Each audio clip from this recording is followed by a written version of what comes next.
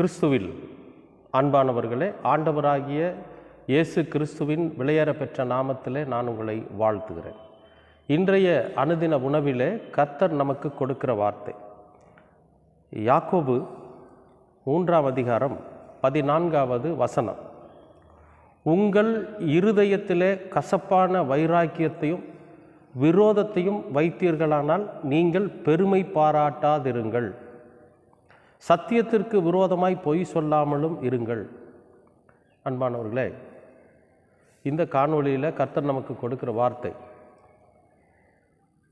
இருதயத்தில் கசப்பான வைராக்கியத்தையும் விரோதத்தையும் வைத்தீர்களானால் நீங்கள் பெருமை பாராட்டாதிருங்கிறார்.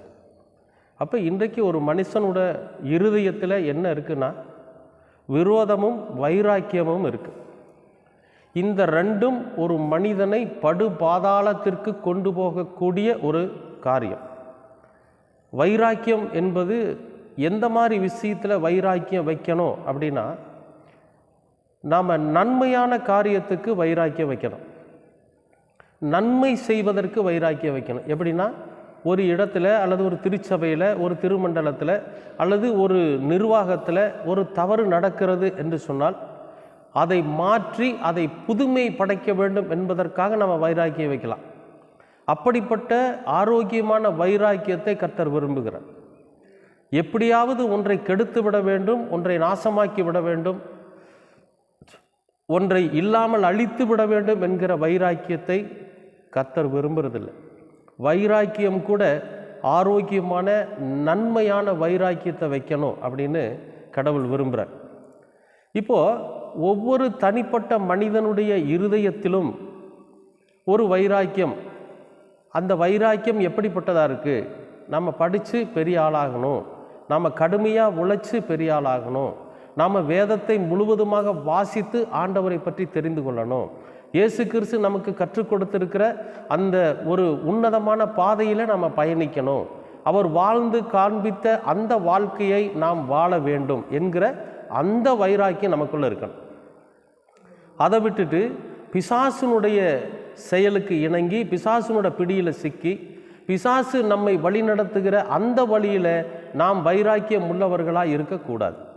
அப்படிப்பட்ட வைராக்கியம் நம்மை பொய் சொல்ல வைக்கும், நம்மை சண்டை பண்ண செய்யும், மற்ற இந்த மாதிரி ஒரு கர்த்தருக்கு விரோதமான காரியத்தை அது செய்ய நம்மை உட்படுத்தும். அதனால் வைராக்கியம் கூட கடவுளுக்கு பிரியமானதாக ஆரோக்கியமான நன்மைக்கேதுமான வைராக்கியத்தை நம்ம வைக்கணும். அடுத்து சொல்கிறாரு, விரோதத்தை வைக்காதீங்கிறார். யாரையும் விரோதிக்காதீர்கள். இந்த விரோதம் சண்டையை உண்டு பண்ணும். இந்த விரோதம் பகையை ஏற்படுத்தும். பகை பின்னாட்களில் எப்படிப்பட்ட ஒரு காரியத்தில் கொண்டு போய் விடுனாக்கா நம்முடைய வாழ்வாதாரத்தை முடிச்சிடும், நம்முடைய வாழ்க்கையை முடிச்சிடும், நாம் ஒரு கடவுளுக்கு உண்மையாக வாழ முடியாது, நம்மை நரகத்துக்கு அழைத்து செல்லும். அன்பானவர்களே, இந்த நாள் அனுதின உணவில் நமக்கு கொடுக்கிற ஒரு விஷயம் என்னன்னு கேட்டிங்கன்னா, நம்முடைய வைராக்கியம் பக்தி வைராக்கியமாக இருக்கணும், நம்முடைய வைராக்கியம் ஆரோக்கியமான வைராக்கியமாக இருக்கணும், நம்முடைய வைராக்கியம் நன்மைக்கு ஏதுவான வைராக்கியமாக இருக்கணும். வேதத்தை வாசிக்கிறப்போ கடவுள் எப்படியாவது இந்த மனிதர்களை இந்த பாவத்திலிருந்து நாம் விடுவிக்கணுங்கிறது ஒரு வைராக்கியம். அதுக்காக தன் ஜீவனை கொடுக்க வேண்டிய நிலைமை வந்தப்போ கூட அதை சரி என்று ஏற்றுக்கொண்டு நமக்காக ஜீவனை கொடுத்தவர் இயேசு கிறிஸ்து. இந்த வைராக்கியம் ஆரோக்கியமான வைராக்கியம். ஆனால் நாம் இன்னைக்கு பிசாசுனோட பிடியில் சிக்கி அழிக்கிறதும், மற்றவர்களுக்கு விரோதமாக பேசுகிறதும், மற்றவர்களை இழிவான வார்த்தைகளில் பேசுகிறது, இப்படிப்பட்ட தவறான பிசாசுக்கு ஏதுவான வைராக்கியத்தை நம்ம வச்சோம்னா நிச்சயமாகவே நாம் நம்முடைய வாழ்க்கையில் நித்திய ஜீவனை அடையவே முடியாது. மறுமையில் மட்டுமல்ல, இம்மையிலும் நாம் சமாதானத்தோடு சந்தோஷத்தோடு வாழவே முடியாது. அன்பானவர்களே, வைராக்கியம் என்பது ஆரோக்கியமான வைராக்கியமாக இருக்கணும். எந்த சூழ்நிலையிலுமே யாரையுமே நம்ம விரோதிக்கக்கூடாது, நண்பர்களாக பழகணும். நாம் ஒருவரோடு ஒருவர் அன்பாய் நேசிக்கிற போது, நம்மை நேசிக்கிறது போல பிறரையும் நாம் நேசிக்கிற போது நமக்கு விரோதம் வரவே வராது.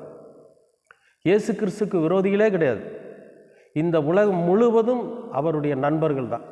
இந்த உலகம் முழுவதும் இருக்கிற எல்லா மனிதர்களும் இயேசு கிறிஸ்துவுக்கு நண்பர்கள் தான். ஏன்னா மற்ற மார்க்கத்தை சார்ந்தவர்கள் கூட கிறிஸ்துவை போல அப்படின்னு சொல்லுவாங்க. ஏதாவது ஒரு வாய் தவறி கூட சொல்லிடுவாங்க. ஏன்னா கிறிஸ்து யாரையும் விரோதிக்காதவர், கிறிஸ்து யாருக்கும் விரோதியும் அல்ல. அதே போல் கிறிஸ்துவை பின்பற்றுகிற நாம் யாரையும் விரோதிக்காமல் எல்லோருத்திலும் நட்பாய் பழகிற போது நிச்சயமாக நாம் இந்த உலகத்தை ஜெயிக்க முடியும்.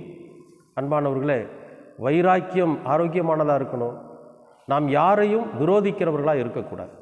கர்த்தர் உங்களை ஆசீர்வதிப்பார். அன்பின் பரலோக பிதாவே, அருமையான நல்ல இந்த அனுதின உணவிற்காக நன்றி.